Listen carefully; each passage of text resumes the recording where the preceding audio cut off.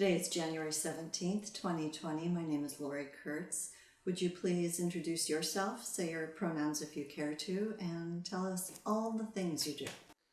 I'm Rachel Reckless, she, her, and I do a lot of things. I've been a nude pinup model, a strip club stripper, a strip club bartender. I do burlesque, performance art, and costume design.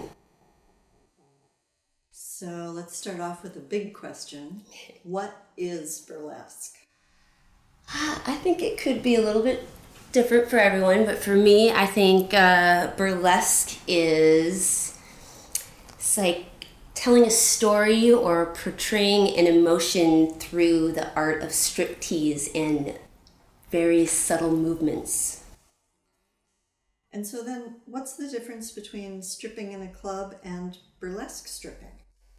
I think that really has a lot to do with the hustle. Strip club stripping is a lot. It's a lot more involved with talking to customers and getting people to buy lap dances or to buy your drinks. Or there's a lot of different cities will have you make money on the drinks that you have bought for you. So much, I guess. But in burlesque, I like that, all of my preparation is getting ready to that. And I do a good show and all the effort I put into the costume and the choreography. And then if I am feeling antisocial that day, I don't have to talk to anyone. I can go backstage and not feel bad about it. And if I'm feeling social, then I can absolutely go and have a drink and hang out with the people that are in the audience. And how do you describe the style of burlesque that you do? I would say punk rock, satanic showgirl. I guess you could put me in the neo burlesque category because I like to dance to a lot of old punk rock, metal, just weird stuff. I have an act where I do a Donnie Darko kind of themed act, so I like characters and weird stuff. I used to work with some with the trauma teams doing like movie prop stuff with Lloyd Kaufman, so like I learned how to do a lot of cool like gore effects. So a lot of the times I like to do bloody weird stuff, or I like to I like to get weird with it. And how'd you get started? Well, where were you born and where did you grow up? I was born in Astoria, Oregon, Goonie Town. But I moved around a lot, so I lived in Alaska and then did a lot of my growing up in Hawaii, and ended up moving back here when in my early teenage, I was probably 12 or 13. I was a little street kid here, like I did not have good family times, so came back to Oregon where it's actually, back then it was, not as crazy to be a homeless little girl as it is in these days and age. Yeah. About what year was that? Or gosh, let's see. I was born in 81, so I was 13-ish. Yeah. Math. Yeah, that's okay. Yeah. And when you say crazy now versus then, what do you mean? In the political climate these days, and with everyone's medical or mental health, everything is up in the air and things are just wild these days. Like I would not. I mean, my partner has a 11-year-old daughter, and I cannot imagine her at 12 or 13 taking care of herself on the streets downtown or anything like that these days. Like it just, it's way different now. Yeah. What kind of skill set do you think you had? Because you did that. Well, it definitely made me tough, and setting boundaries and whatnot. And also, it kind of forced me to like really want to be good at something and to do something. Like, I got my face tattooed when I was like a 14-year-old street kid because everyone would ask me, what am I going to do with my life? How am I ever going to get anywhere with that? And basically I was like, well, I'm never going to work at McDonald's and I'm never going to have an office job or anything. So I pretty much have to be good at something, or I have to work for somebody that appreciates my skills. So what did you do in those formative years that led you to performance? Well, I started, I couldn't really work legally until I was about 18, because I was a street kid and I was still, not emancipated or anything. So it was like I couldn't work legally because I might get in trouble or get, sent back to, foster care or like get in this, back in the system somehow. So, I did the street kid thing and panhandled and all that stuff up until about 18, when I started getting like call center jobs and found nude modeling on the internet. And I started doing a lot of pinup stuff, and like I was getting a lot of tattoos at the time, so I was doing a lot of like tattoo magazines and just pinup stuff. And then that kind of led me down the path of working in strip clubs, where it was like, I'm pretty comfortable being on stage because I used to play in some punk rock bands and stuff. So I was like, I'm good at being on stage, and I'm naked on the internet already, and that's totally fine. Like, why wouldn't I, take it to the next level and, dance? And yeah, that was fun. Wow. What did you play in the punk rock band? I was a singer, or a screamer, I guess. I made noise with my face, basically. So I wouldn't say I was so much a singer, but yes, punk rock was a lot of barking and yelling, so.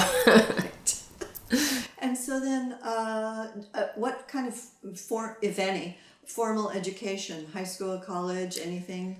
I went, I didn't really go to much school, but I, went and did the GED placement tests, and when I was in school, I was almost a straight A student. So without going to high school at all, I pretty much all my placement tests said, you don't really, you pretty much pass a test if you just go take it.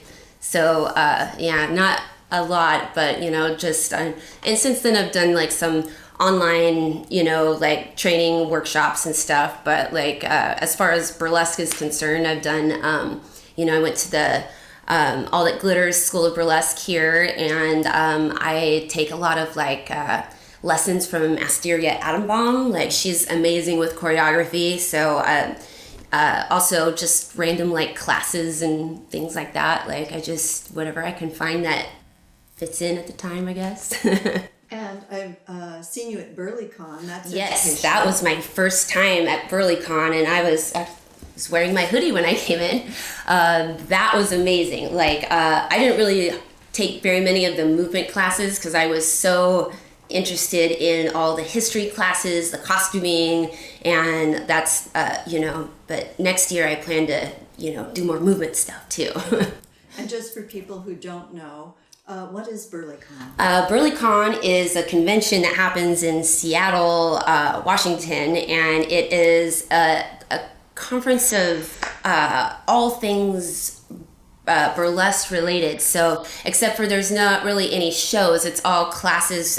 People, what I just love is everyone supporting each other and trying to teach other people their things that they're good at, their costuming skills, or how to use your sewing machine, or stage presence, or making press kits.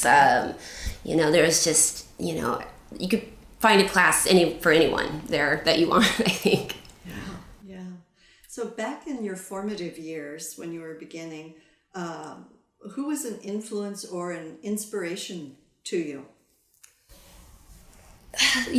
To be honest, a lot of my inspiration came from local strippers in the clubs in Portland, because it was just amazing to me that a lot of them were doing Cirque du Soleil style acts, or even having worked for them and then working in a strip club on the weeknights, But, that was, my more personal, but I mean, I think, where was I? Sorry. That's okay. But as far as more popular pop culture, I think references is when I was doing my pinup stuff, it was always Betty Page and, things like that. And, one of my favorites is a scene in a movie from Elvira when she does her little burlesque act. She's got the bat costume and she does a tassel twirling thing in it, on the outside of her bra.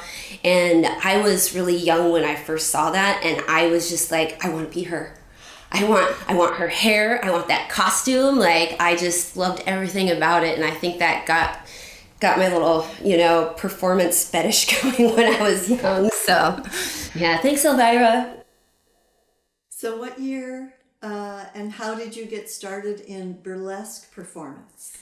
So, let's see, I think 1999, I was 18. So that's when I started doing the online modeling.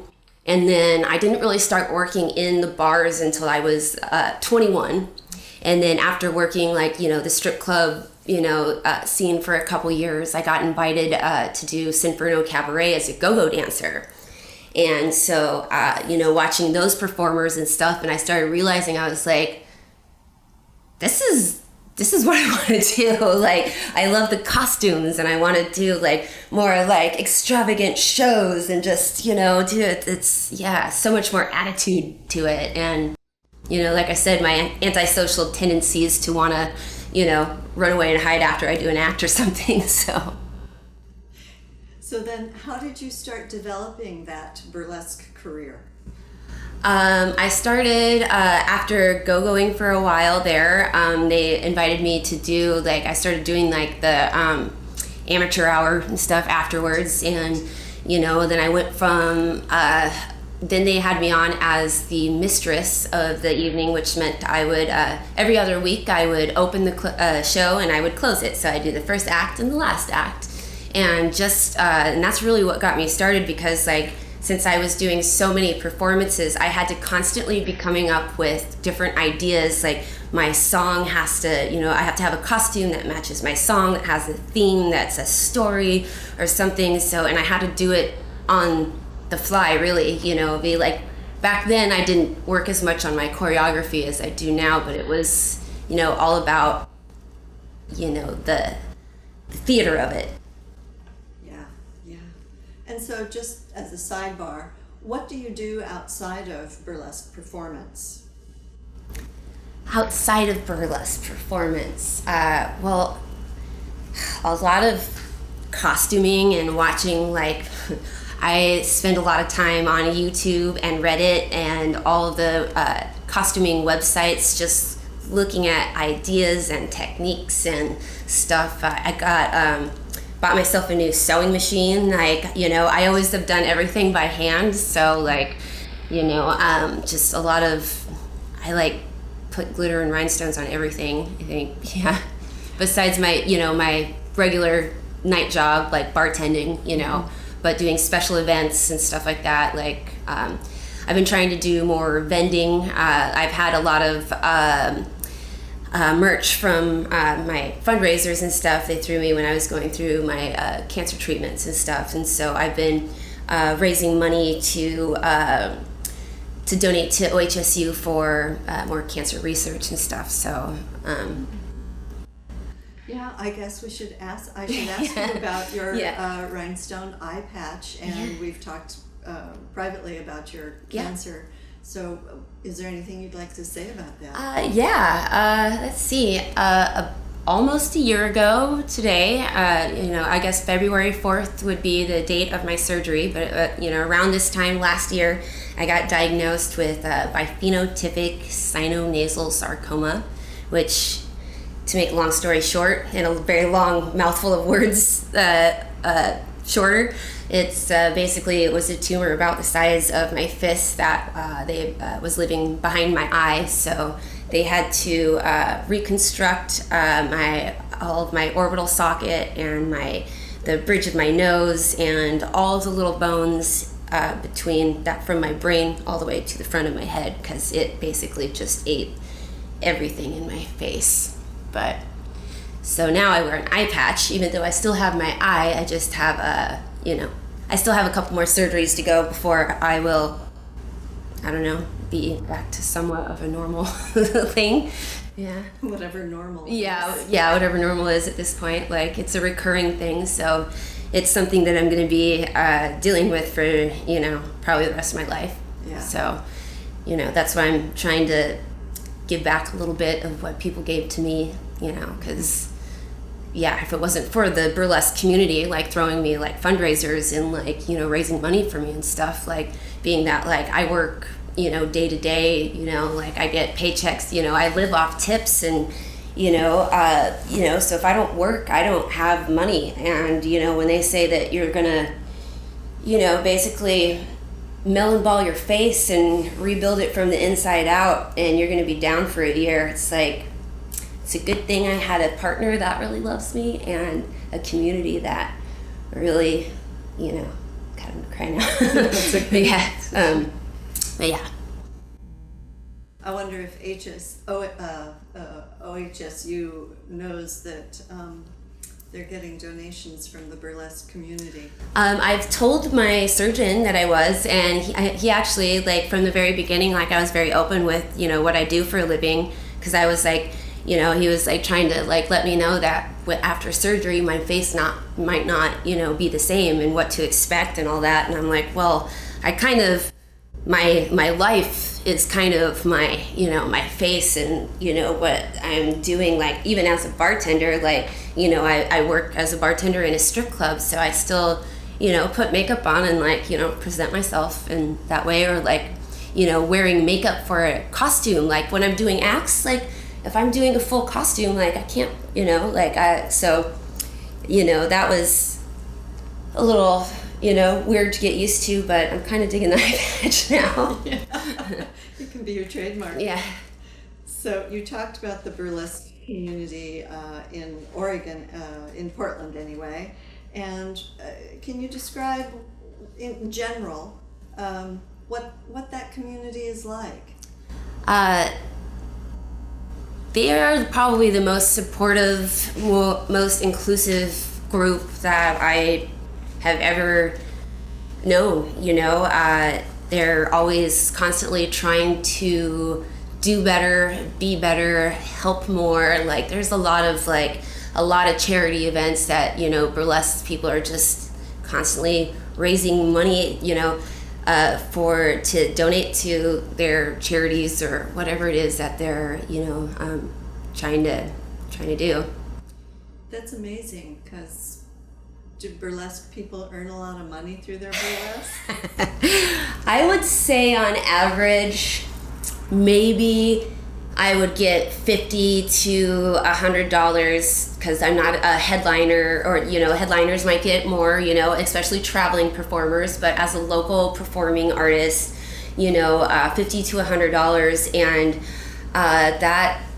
You got to think about the hours that I spent renting a studio to practice in, or the lessons that I take for choreography, or the sometimes hundreds of dollars I put into like rhinestones and fixings and costumes, and the hours I put into doing a 4 or 5 minute act for $50. Like, so really, it's a labor of love, and like you can't do burlesque and want to do it for money, I think. So I think that's why there's so many like charity events, because it's like, yeah, my $50 pay, yeah, let's give it to someone who needs it more than I do. So describe a week in the life of being a creative industry entrepreneur, which is fancy talk for just tell us about the arc of what you do each week and all the gigs that you do to put together a living or a life or a whatever. Oh man, my partner would say that I have a very stressful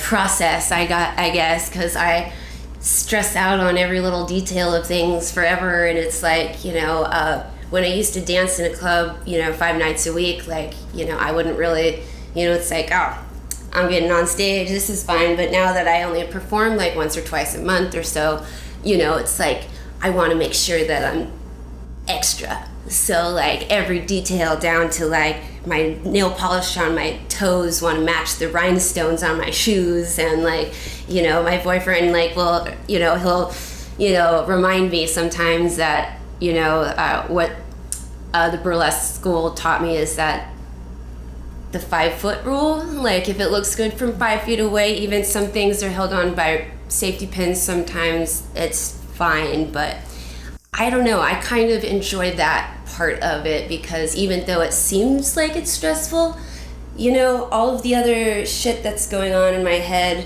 about everything else and all the tragedies that I've dealt with in my life, when I'm focused on tediously rhinestoning a costume or tearing apart tulle and garbage bags to make an 8-foot boa, I'm not thinking about all the crap that is painful to me in my life.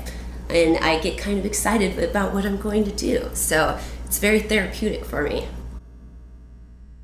Do you travel to perform?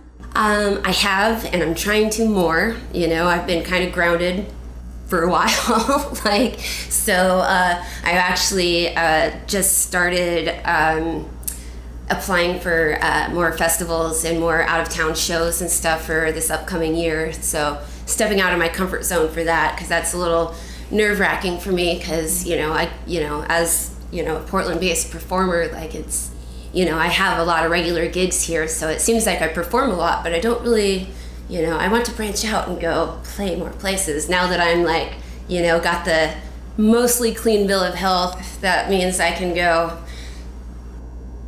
play. I want to, for like, you know, want to get out there and show my stuff off.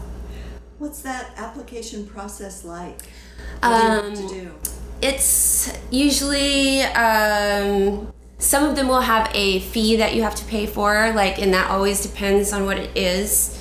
And some don't, but like a lot of it has to do with either sending a link to previously recorded acts, which they like to have the full act, so they see, like, you know, because I have promo reels, but a lot of people don't want those because that shows all your, you know, the highlights. They want to see your stage presence throughout an entire act. So, you know, sending in the proper, you know, links and videos that are, you know, good enough sound quality and like all that is sometimes hard to get when you're just getting recordings from like a bar situation. But other than that, also your press kit, headshots, photos, like promo photos, sending in all those kind of things. For me, always writing my bio is hard, because it's hard for me to talk about myself when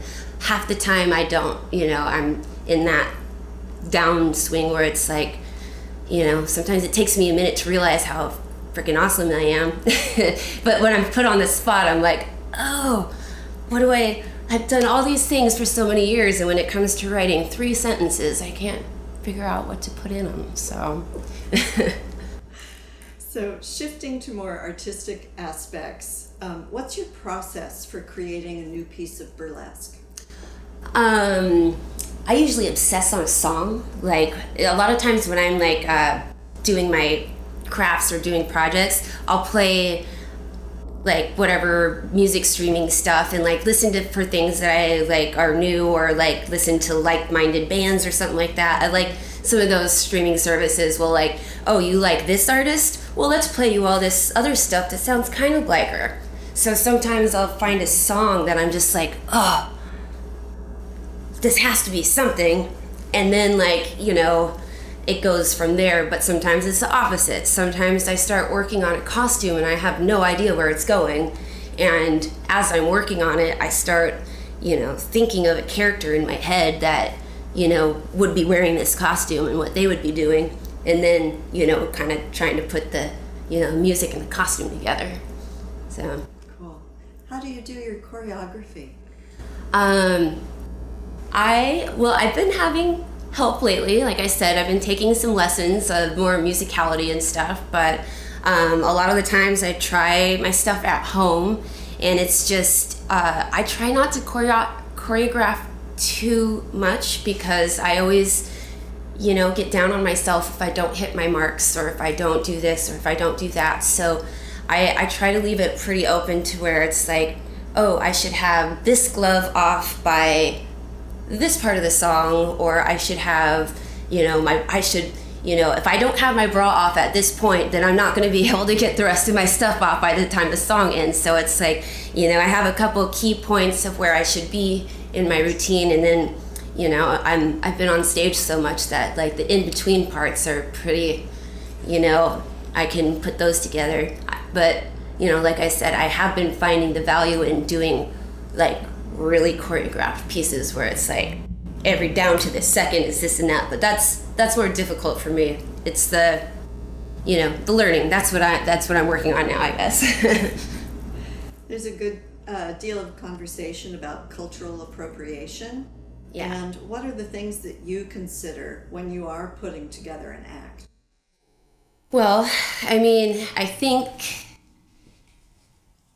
when you're building costume, or you're building your own costume pieces is one thing, but if you're purchasing other pieces and stuff, that doesn't take a lot of time to do just a little bit of research to see the kind of origins of this kind of stuff, so, or I always say, when in doubt, just ask, because there's been a few things that came to my attention, like I didn't think about before when I was thinking of like old 1920s kind of like flapper costumes. A lot of like the feathery turban hair pieces and stuff are, appropriated as well, but like it just, it's been a part of that history for so long. It's like, it's kind of, that's, there's a lot of room for discussion there. And, I do my best, and I'm, always trying to be better, as I think most people in this community are. And that's why we have so many discussions about it. Like I'm in a Facebook group for costumers, burlesque costumers, and that subject comes up a lot. And, I've actually learned a lot just from other people's, point of views, or like, just discussing it and just reading, everybody else's, things, where it's like what things are really problematic, and, what things, are what they are, Yeah. And around the topic of diversity in burlesque, and then diversity in Portland burlesque, what have you observed? How do you define diversity? Well, diversity, every body, every shape, every gender, every walk of life, I think is what it should be. And I would like to see more of it, but I know Portland is getting better about it. And I like seeing that in applications and its submissions, they open submissions for, different groups like that, free of their application fee or things like that. But I think people are getting better about it. Yeah. Yeah. In terms of, stripping versus burlesque versus, respectability politics is a term that I've heard. What are your thoughts about that? That is annoying, I think, to say the least, where I think one of my notes here when you were writing is, okay, who does society allow to take their clothes off, was one of the questions you sent me. And I had thought a lot about it, and I was like, well, Victoria's Secret models, our first lady right now, but it's not okay for me to post a photo on social media wearing pasties. I have to edit my pasties sometimes, or even wearing a thong where it's like too much cheap could get you like kicked off your Instagram or something like that. And also, like classical art stuff. There's lots of nudity in classic art. There's lots of weird stuff going in classical art where there's like so like old like almost pornographic like masterpieces and stuff that what I don't understand the difference between the artists that many centuries ago and real awesome artists in this day and age, and also that comes back to equal rights for all genders. If boys can show off their nipples all day, why can't I? Like, I don't have a uterus anymore. I'm not having babies, so it's not like, I feel like but I think it's funny, a few friends and I a few times, like when posting, suggestive photos online, is to Photoshop a man's nipple over your own nipples so that it's appropriate. I think that's hilarious, and but it's just the world we live in right now. Yeah. So people in burlesque say that it empowers them. What's your take on that? Absolutely. To be honest, like when I was, I casually mentioned I have no uterus, but yeah, after I had that surgery and the hysterectomy, and I went through a lot of other pretty traumatic experience with losing, losing some babies at a rough, point. It was like 4.5, months along. It was pretty traumatic and very bloody and very, I'm, almost died from it, and then nothing got better. So like, it drained me of my mojo and my, I just, for a while, the postpartum depression, the everything, like it was hard to look in the mirror some days, and that's why I actually decided to actually go to the Burlesque Academy, even though I'd been a performer for so many years, like, over a decade performing. Like, a lot of people ask me, why are you taking this Burlesque 101 class? And I was like, well, I need to, reconnect with myself and, remember how to do this. And it was honestly like, the other women that were in the class, it was like, some of them had never taken their top off in front of a stranger or in public their entire lives. And it's like seeing how like anxious and nervous they were about it, and or some of them being very excited and all this, like just seeing these other women's reactions to like this, and then me being like, I used to fucking do this all the goddamn time. Like, I'm good at this. Like, I should, and it kind of helped, like, get my mojo back and, not give up, I wanted to, for a while there, I didn't think that this was something that I was going to continue pursuing. I was just kind of in that spot where it's like, fuck, like if I can't find myself attractive right now, I don't think anyone else is going to. So, if it wasn't for, my friends in the burlesque community coming and helping me and like, going to these classes, then yeah, I don't know where I'd be right now. I'm in definitely like I'm a better headspace because of, this community. So people talk about how burlesque can be a force for social change. What do you see? Well, yeah, as far as, trying to be more inclusive and like all that we were already talking about, I think burlesque definitely has a role in that, especially with raising money for different charities and events, and, even, just trying to make people more aware of it, or even just, mentioning a charity or something and getting people involved, Yeah. And are there any challenges facing burlesque today, do you think? Yeah, there is. I mean, as far as, not just burlesque, there is a war on sex workers and legal, like free the nipple, like that kind of stuff. Like a lot of people get shadow banned for trying to promote their shows where, anything that has anything to do with burlesque, strippers, performance, like, it's getting, the algorithms are getting pushed aside, so you like don't see it as much. So, really the, just there's, sorry, I was trailing off there. Where was I? You mentioned shadow ban. Oh yeah. That's on social media. Yeah. Can you describe what that is? If you post too much pictures with skin or post or promote events that have to do with that kind of stuff, shadow ban is when it doesn't,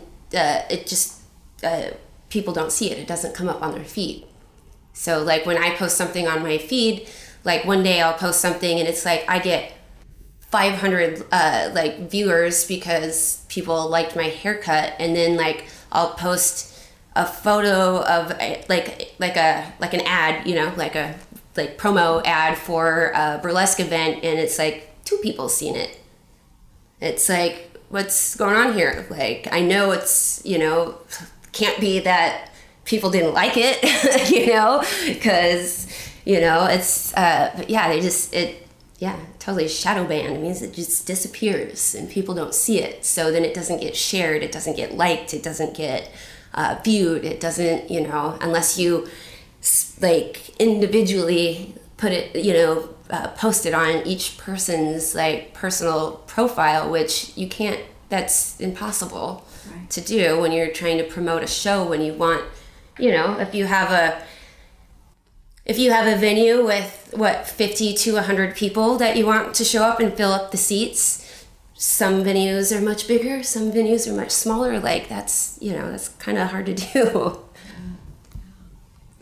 And so final question, what do you wish the general public would understand about burlesque?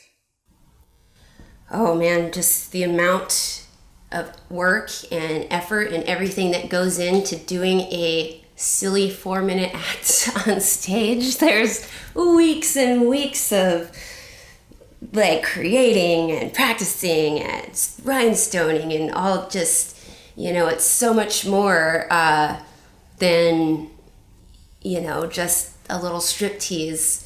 But I also wish the public knew more about all the charities and things that these people, performers are doing to try and better their communities.